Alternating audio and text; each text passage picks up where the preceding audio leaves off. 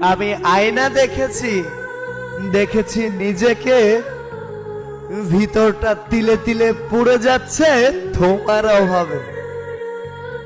তোমাকে মিস করব, নিকোটিনে তিলে তিলে নিজেকে শেষ করব, তবুও প্রমিস আর কখনো তোমাকে বিরক্ত করব না।